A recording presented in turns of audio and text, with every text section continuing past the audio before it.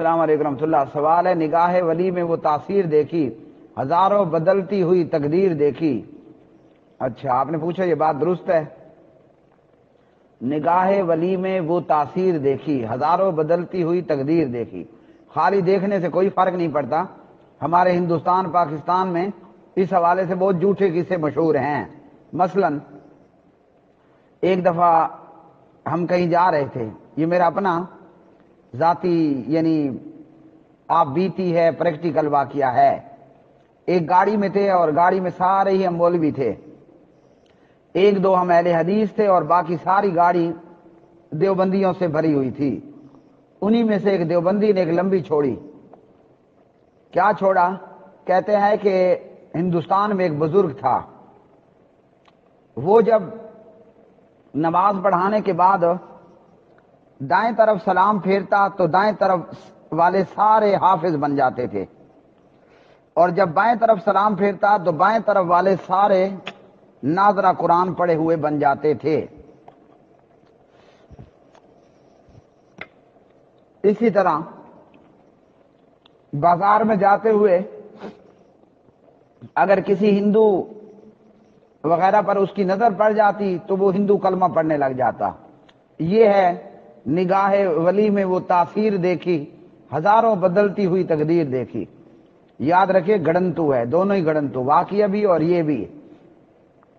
اب میرے ساتھ موجود قاری صاحب کہنے لگے کہ جناب ہم ایویں ہی سارا دن مدرسے میں محنت کرتے ہیں کہ جناب بچوں کو مار رہے ہیں اور سختی کر رہے ہیں, اور بچے ہیں کہ وہ سارا دن زور لگاتے ہیں, تب جا کر سالوں میں جا کر بچہ قرآن کا حافظ بنتا ہے.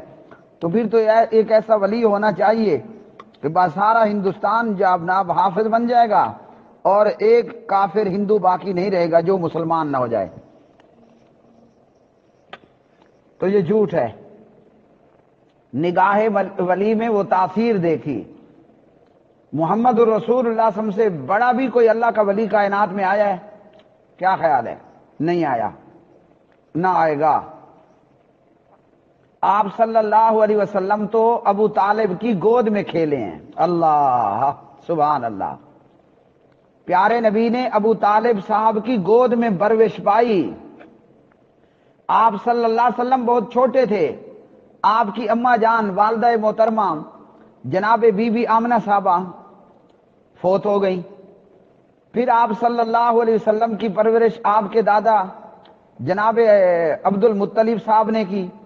وہ فوت ہونے لگے تو پیارے نبی علیہ السلام کی تربیت, پرورش, خوراک, رہنا سہنا, کھانا پینا, اٹھنا بیٹھنا, دن رات, اندھیرا اجالا, خوشی غمی, سب کچھ اپنے بیٹے ابو طالب کے ذمہ لگا گئے.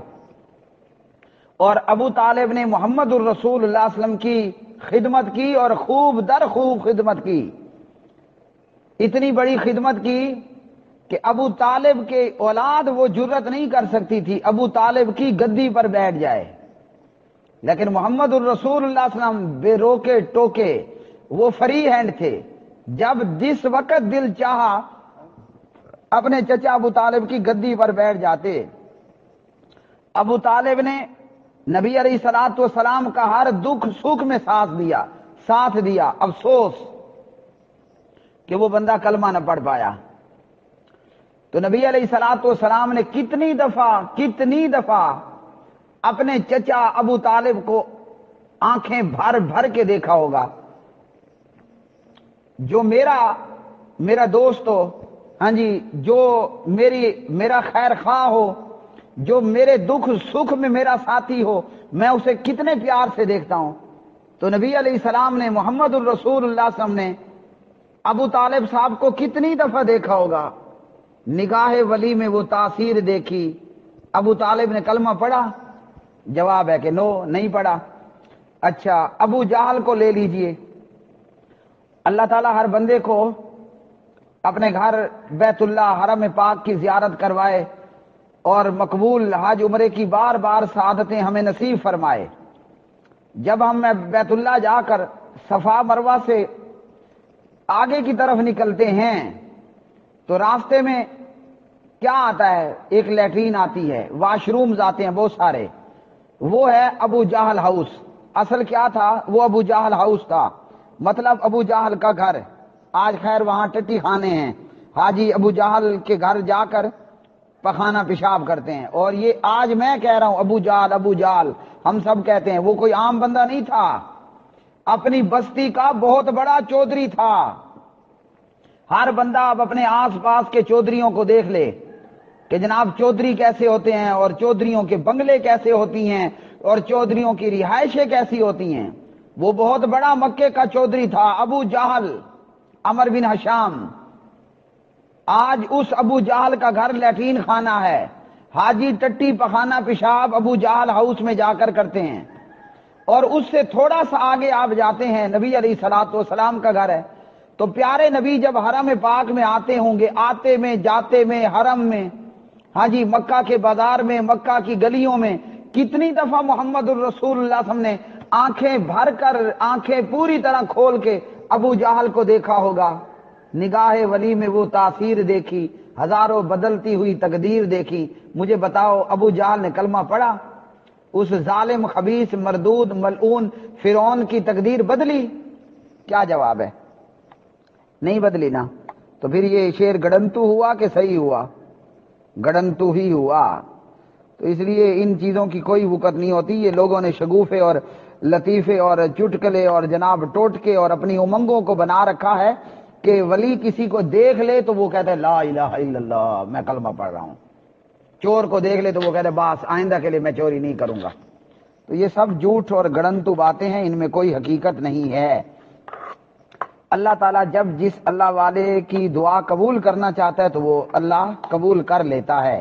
باقی یہ کہ ولی کسی کو دیکھ لے اور چور چوری چھوڑ دے اور زانی زنا چھوڑ دے اور کافر کلمہ پڑھ لے، تو یہ محض گڑنتوں کے علاوہ اور کچھ نہیں ہے۔ اور ان لوگوں نے یہ قصے کہانیاں پھیلا رکھے ہیں کہ جناب صوفیوں نے اتنا دین کو پھیلایا۔ اگر ایسا ہوتا کہ وہ بابا وہ جھوٹا قصہ دیوبندی کا سنایا ہوا، کوئی میرے علاقے کا شخص میرا یہ جواب سنے تو یہ دیوبندی ڈیرہ اسماعیل خان میں جناب موریالی گاؤں کا رہنے والا تھا، اب پتہ نہیں زندہ ہے یا مر گیا ہے۔ تو یہ ہے حال۔ اگر ایسا ہوتا تو پورا ہندوستان کہاں پڑ رہا ہوتا؟ مودی کے اماں ابا مسلمان ہوتے کیونکہ اس بزرگ کی نظر پڑ گئی ہوتی۔ سب جھوٹ ہے۔